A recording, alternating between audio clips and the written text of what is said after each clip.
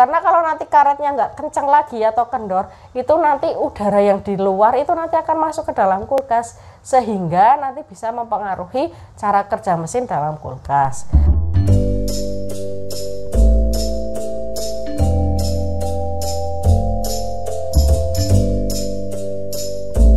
Assalamualaikum warahmatullahi wabarakatuh.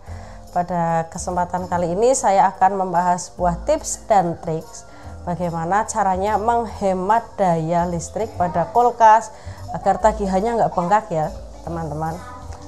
Yang pertama itu kita harus, sebelumnya saya akan menjelaskan ada dua sensor ya.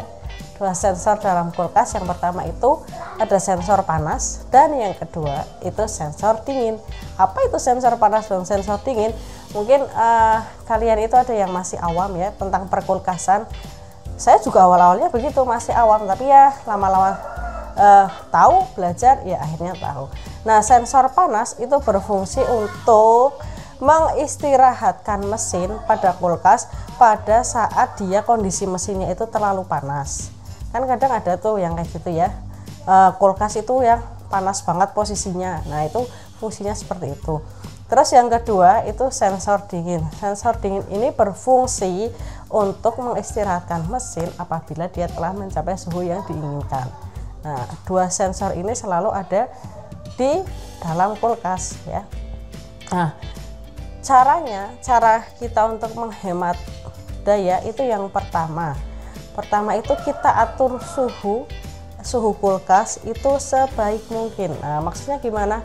Nah, di suhu kulkas, bagian kulkasnya pakai suhu yang manual kayak minimal, sedang dan maksimal, itu kan ada min max ya di bawah itu, yang kulkas bagian bawah. Nah, kalau makanannya atau makanan atau sayuran atau buah yang disimpan di dalam kulkas itu sedikit, nah kita atur pada suhu yang minimal.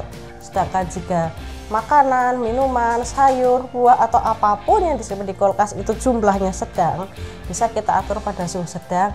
Dan juga jika makanan, minuman, buah apapun itu yang masuk ke kulkas dalam kondisi banyak, kita bisa atur suhunya dengan maksimal. Jadi jangan pernah ketuker ya, makanannya banyak ke minimal, makanannya sedikit ke maksimal.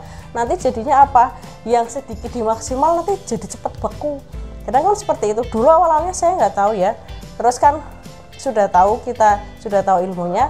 Yang tadinya saya nyimpennya sukanya maksimal ya, kok ini sayurnya beku, ternyata karena ini memang sedikit, terus itunya maksimal, tombolnya dipencet maksimal, akhirnya sayur dan buah jadi beku walaupun kondisi di bawah ya, tapi yang nggak sebeku di atas, tapi tetap kayak ada es batunya. Sayurnya jadi kalau kena beku itu kan akhirnya sayur jadi layu, jadi udah nggak seger ya, buat dimasak juga udah nggak enak, udah aneh lah rasanya. Buah juga begitu, kalau misalnya terlalu dingin itu nanti akan terasa seperti es buah. Kalau es buah beneran enak lah, ini buah yang jadi es batu kan jadi rasanya aneh ya. Nah, itu yang tips pertama. Terus yang tips kedua itu jangan pernah memasukkan makanan terlalu banyak ke dalam kulkas. Kenapa seperti itu? Karena kalau makanan terlalu banyak, nah nanti kan itu mesin yang di kulkas itu kan harus diposisikan tombolnya tadi di posisi maksimal. Nah, itu bisa memforsir kerja mesin ya. Kalau mesinnya terforsir gitu kan kerjanya, dia butuh daya yang lebih besar. Nah, jadi teman-teman, kita kalau mau masukkan sesuatu di kulkas seperlunya saja. Misalnya kita mau belanja banyak, tapi jangan belanja buat sebulan. Nah, kalau buat belanja sebulan dimasukin kulkas, ya jelas kulkasnya penuh. Nah, kita masukin kulkasnya ya kita belanja buat seminggu gitu kan, lumayan ya, nggak terlalu banyak. Seminggu kita ditata di kulkas, dimasukkan, ditata yang rapi gitu kan, jadi kerja mesinnya nggak terlalu terforsir. Nah, tips yang ketiga itu jangan terlalu lama membuka kulkas. Nah, kadang ya anak-anak itu suka lama membuka kulkas. Kita sendiri juga kadang juga terlalu lama loh. Misalnya kita mau masak apa ya, mikirnya sambil di depan kulkas gitu loh, nyari bahannya dulu, ini, jadi nggak siap loh mau ngambil apa aja. Jadi kita perlu mikir dulu di depan kulkas, mau ngambil apa sih ya, mau masak ini, ngambil ini dulu. Nah, padahal kalau terlalu lama membuka kulkas itu nanti akan menambah daya listrik pada kulkas. Kenapa? Karena pada saat pintu kulkas dibuka, udara dingin yang keluar dari kulkas itu kan nanti akan bercampur dengan udara yang ada di sekelilingnya. Nah, di sekelilingnya itu kan udaranya nggak dingin ya, yang di luar itu kan udara-udara suhu ruang. Bahkan kalau misalnya kulkas di dapur itu suhunya jadi panas gitu loh. Nah, jadi nanti kalau seperti itu nanti mesin itu akan bekerja secara maksimal dan dia akan terforsir karena terkena dampak udara yang dari luar ya, dampak udara yang nggak dingin, akhirnya kan bercampur, dia nanti ngulang misalnya ya, contohnya misalnya ini kulkas kita dibuka, terus udara dingin masuk, udara dingin keluar, udara yang di luar masuk. Nah, nanti kan sistem pendinginan yang di kulkas ini nanti akan mengulang lagi ya, yang tadinya dingin sudah jadi panas. Nah, dia pada saat kulkas dibuka nanti sistemnya itu akan berhenti. Nah, berhenti terus dia akan, kalau ditutup dia itu akan mengulang lagi satu langkah sebelumnya, misalnya seperti itu. Jadi misalnya tadi kita diibaratkan kita melangkah dari angka 1 sampai 5 ya, di hitungan ketiga kulkas dibuka, nah dia berhenti, terus pas ditutup dia nggak lanjut ke angka 4 atau angka 5 langsung, bukan berlanjut dari 3 terus 4 5, tapi dia akan mundur lagi ke angka 2. Jadi dia akan mengulang lagi. Nah, proses pengulangan ini nanti akan memakan daya listrik ya pada kulkas.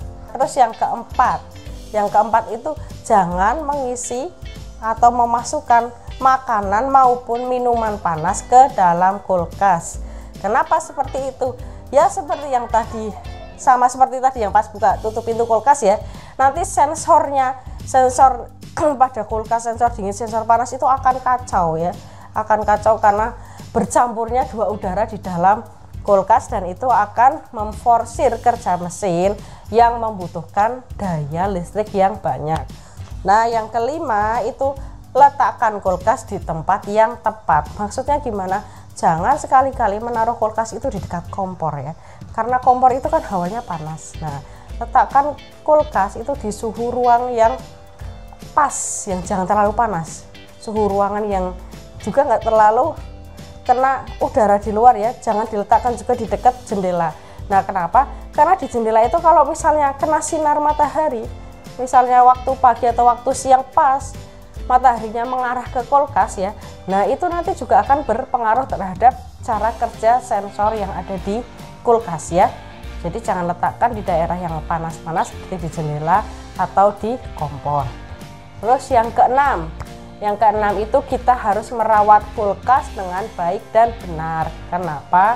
Merawatnya itu bisa dengan cara membersihkan. Nah, ya namanya barang atau namanya ya seperti kita punya sesuatu yang kita senangi ya, kalau dirawat itu kan nanti dia akan baik-baik saja. Kayak tumbuhan, dia dirawat, sering dipupuk, disiram, akan terus berkembang dan itu nggak mudah layu ya. Seperti kulkas, kalau dia dirawat dia akan lebih awet juga, dayanya nggak terlalu bengkak.